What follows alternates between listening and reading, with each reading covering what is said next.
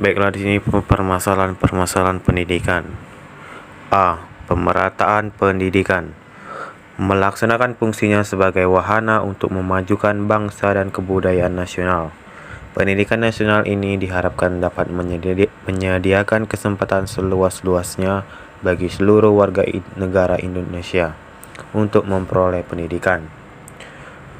Masalah pemerataan pendidikan adalah persoalan bagaimana sistem pendidikan dapat menyediakan kesempatan seluas-luasnya kepada seluruh warga negara untuk memperoleh pendidikan, sehingga pendidikan itu menjadi wahana bagi pembangunan sumber daya manusia untuk memajukan pembangunan. Masalah pemerataan pendidikan timbul apabila masih banyak warga negara, khususnya usia sekolah, yang tidak dapat ditampung di dalam sistem atau lembaga pendidikan karena kurangnya fasilitas pendidikan yang tersedia. Pada masa awalnya di tanah air kita, pemerataan pendidikan itu telah dinyatakan dalam Undang-Undang Nomor 44 Tahun 1950 sebagai dasar-dasar pendidikan dan pengajaran di sekolah. Pada bab 10 pasal 17 berbunyi, tiap-tiap warga negara Republik Indonesia mempunyai hak yang sama untuk diterima menjadi murid satu sekolah jika syarat-syarat yang ditetapkan untuk pendidikan pengajaran pada sekolah itu terpenuhi. Selanjutnya, dalam kaitannya dengan wajib belajar, bab 6 pasal 10 ayat 1 menyatakan semuanya anak yang sudah berumur 6 tahun berhak, dan yang berumur 8 tahun diwajibkan belajar di sekolah, sedikitnya 6 tahun lamanya. Ayat 2 menyatakan belajar di sekolah agama yang telah mendapatkan pengakuan dari Menteri Agama dianggap telah mematuhi kewajiban belajar. Materi yang akan saya jelaskan selanjutnya adalah kuantitas atau pemerataan pendidikan. Permasalahan kuantitas adalah persoalan bagaimana sistem pendidikan dapat menyediakan kesempatan yang seluas-luasnya kepada seluruh warga negara untuk memperoleh pendidikan, sehingga pendidikan itu menjadi wahana bagi pembangunan sumber daya manusia untuk menunjang pembangunan nasional. Nah, dapat disimpulkan bahwa permasalahan kuantitas ini timbul apabila masih banyak warga negara, khususnya anak usia sekolah, yang tidak dapat ditampung di dalam sistem atau lembaga pendidikan karena kurangnya fasilitas yang tersedia.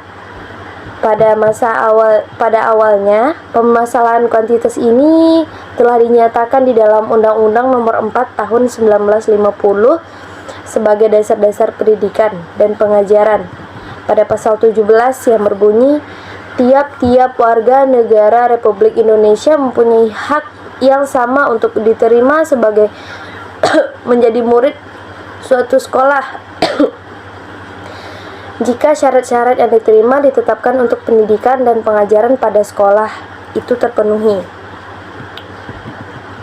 Nah, pada jenjang pendidikan dasar, kebijakan penyediaan memperoleh kesempatan pendidikan didasarkan atas pertimbangan faktor kuantitatif, karena kepada seluruh warga negara perlu diberikan bekal dasar yang sama.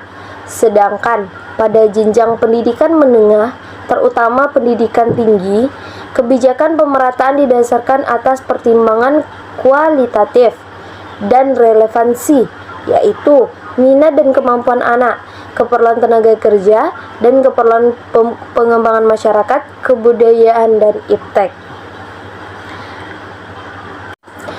Nah, selanjutnya yaitu adalah kualitas atau mutu pendidikan. Dengan persoalan kualitas yang sudah sering dinyatakan bagaimana rendahnya kualitas pendidikan di negeri ini dibanding dengan negara-negara di ASEAN.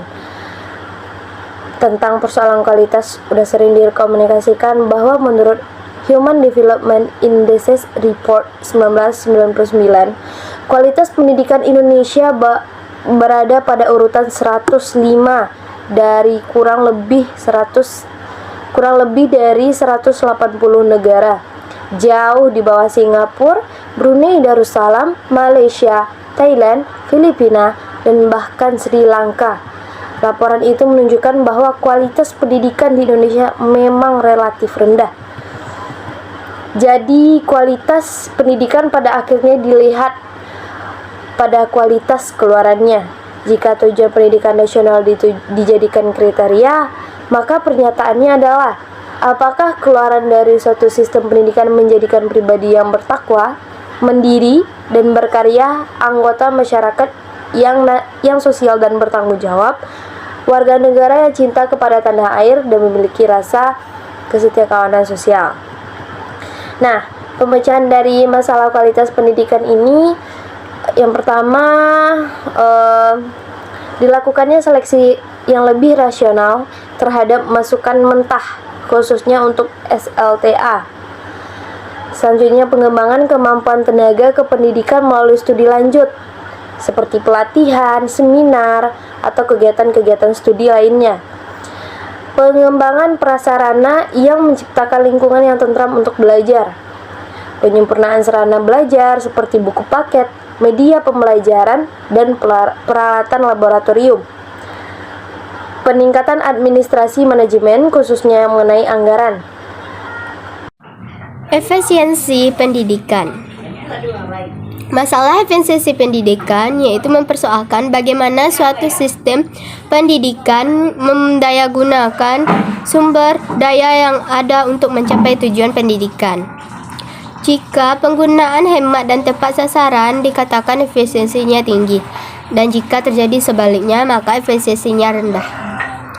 Beberapa masalah efisiensi pendidikan yang penting ialah bagaimana tenaga pendidikan difungsikan, bagaimana prasarana dan sarana pendidikan digunakan, bagaimana pendidikan diselenggarakan, masalah efisiensi dalam memfungsikan tenaga. Masalah ini meliputi pengangkatan, penempatan, dan pengembangan tenaga. Masalah pengangkatan terletak pada kesenjangan antara stok tenaga yang tersedia dengan jatah pengangkatan yang terbatas. Masalah penempatan guru, khususnya guru bidang penempatan studi, sering mengalami kepincangan, tidak disesuaikan dengan kebutuhan di lapangan. Suatu sekolah menerima guru baru dalam bidang studi yang sudah cukup atau bahkan sudah kelebihan, sedang guru bidang yang dibutuhkan tidak diberikan karena terbatasnya jatah pengangkatan, sehingga pada sekolah-sekolah tertentu seorang guru bidang studi harus merangkap mengajarkan bidang studi di luar kewenangannya. Misalnya guru bahasa harus mengajar IPA. Masalah pengembangan tenaga pendidikan di lapangan biasanya terlambat, khususnya pada saat menyongsong hadirnya kurikulum baru. Setiap pembaruan kurikulum menuntut adanya penyesuaian dari pelaksanaan di lapangan. Dapat dikatakan umumnya, penanganan pengembangan tenaga pelaksanaan di lapangan sangat terlambat. Pada proses pembekalan untuk dapat siap melaksanakan kurikulum baru memakan waktu. Akibatnya terjadi kesenjangan antara saat dicanangkan berlakukan kurikulum dengan saat mulai dilaksanakan. Dalam masa transisi yang relatif lama, ini proses pendidikan berlangsung kurang efisiensi dan efektif. Perubahan kurikulum sering membawa akibat tidak dipakainya lagi buku paket siswa, dan buku pegangan guru beserta perangkat lainnya karena harus diganti dengan buku-buku yang baru. Yang selanjutnya, efektivitas. Pendidikan yang efektif adalah pelaksanaan pendidikan di mana hasil yang dicapai sesuai dengan rencana atau program yang telah ditetapkan sebelumnya. Jika rencana pelajaran yang telah ditetapkan oleh dosen dan guru tidak terlaksana dengan sempurna, maka pelaksanaan pendidikan tersebut tidak efektif. Tujuan dari pelaksanaan pendidikan adalah untuk mengembangkan kualitas SDM sedini mungkin, terarah, dan terpadu menyeluruh melalui berbagai upaya. Dari tujuan tersebut, pelaksanaan pendidikan di Indonesia menuntut untuk menghasilkan peserta didik yang memiliki kualitas SDM yang mantap. Ketidakefektifan pelaksanaan pendidikan tidak akan mampu menghasilkan lulusan berkualitas. Pendidikan dikatakan efektif atau ideal adalah bila hasil yang dicapai sesuai dengan rencana atau program yang dibuat sebelumnya, tepat guna. Bila rencana mengajar, persiapan mengajar yang dibuat oleh guru atau silabus yang dibuat oleh dosen sebelum mengajar memberi kuliah terlaksana secara utuh dengan sempurna, maka pelaksanaan perkuliahan tersebut dikatakan efektif. Sempurna di sini meliputi semua komponen perencanaan seperti tujuan, materi atau bahan, strategi, dan evaluasi. Sebaliknya, dikatakan kurang efektif bila komponen-komponen rencana tidak terlaksana dengan sempurna. Misalnya, tujuan tidak tercapai, materi tidak tersajikan semua, strategi belajar mengajar tidak tepat, evaluasi tidak dilakukan dengan sesuai rencana. Masalah efektivitas ini berkenaan dengan hubungan antara hasil pendidikan yang dicapai dengan tujuan sasaran pendidikan yang diharapkan yang tidak sesuai. Atau dapat pula dikatakan perbandingan keduanya. Hal yang dibandingkan dapat berupa jumlah dan mutu, oleh karena itu, masalah efektivitas pendidikan dapat dibedakan dalam dua macam. Yang pertama, jumlah tamatan yang dihasilkan tidak sesuai dengan jumlah tamatan yang diharapkan. Yang kedua, kualitas mutu pendidikan yang rendah, mutu tamatan yang dihasilkan tidak sesuai dengan mutu tamatan yang diharapkan. Salah satu kriteria yang dapat disajikan indikator atau petunjuk tentang mutu pendidikan adalah tingkat serap, yaitu pendidikan antara hasil belajar yang dicapai dengan hasil belajar yang diharapkan. Tingkat serap dinyatakan dalam presentase. Pemecahan masalah efektivitas pendidikan. Yang pertama, dengan dilakukannya peningkatan kualitas tenaga pengajar. Jika kualitas tenaga pengajar baik, bukan tidak mungkin akan menghasilkan lulusan atau produk pendidikan yang siap untuk menghadapi dunia kerja. Yang kedua, dengan pemantauan penggunaan dana pendidikan. Pemantauan penggunaan dana pendidikan dapat mendukung pelaksanaan pendidikan yang efektif dan efisien. Kelebihan dana dalam pendidikan lebih mengakibatkan tindak kriminal atau korupsi di kalangan pejabat pendidikan. Yang ketiga, dengan pelaksanaan pendidikan yang lebih terorganisir dengan baik, ini juga dapat meningkatkan efektivitas pendidikan. Pelaksanaan kegiatan pendidikan seperti ini akan lebih bermanfaat dalam usaha pengamatan waktu dan tenaga. Relevansi pendidikan. Permasalahan relevansi pendidikan dapat dipecahkan melalui cara-cara sebagai berikut. 1. Perluasan dan pemerataan kesempatan memperoleh pendidikan yang bermutu tinggi agar terciptanya manusia yang berkualitas tinggi sehingga meningkatkan relevansi pendidikan dengan kebutuhan dunia usaha dan industri.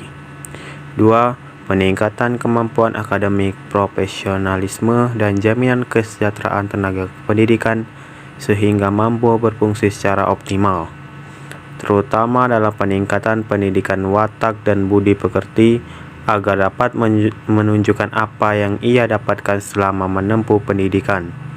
3. Melakukan pembaruan sistem pendidikan, termasuk kurikulum, seperti menyusun kurikulum yang mengacu pada standar nasional yang berlaku secara nasional dan lokal sesuai dengan kepentingan setempat. G. Tenaga pendidik dan tenaga kependidikan. Masalah pendidik dan tenaga kependidikan dapat dipecahkan dengan cara sebagai berikut. A. Masalah pendidik. 1. Pendidik profesi guru. Ini adalah salah satu upaya yang dilakukan untuk meningkatkan citra profesional seseorang guru. Diharapkan sebelum calon guru memegang jabatan mereka sudah benar-benar profesional dalam bidangnya melalui PPG ini. 2. Meningkatkan status sosial ekonomi. Adanya upaya pemerintahan dengan mengesahkan Undang-Undang Nomor 14 Tahun 2005 tentang guru dan dosen, di mana guru dan dosen berhak menerima penghasilan di atas kebutuhan minimum. 3. Menanamkan karakter kuat dan cerdas. Karakter kuat dan cerdas terdapat dalam pribadi guru sejati yang mampu mendidik dengan hati. B. Masalah tenaga kependidikan. Tenaga kependidikan juga sangat mempengaruhi kepada proses pendidikan. Oleh karena itu, pemerintah harus memberikan penghargaan bagi tenaga kependidikan yang berprestasi dan juga penghasilan yang seimbang. Itulah yang dapat saya sampaikan. Wassalamualaikum warahmatullahi wabarakatuh.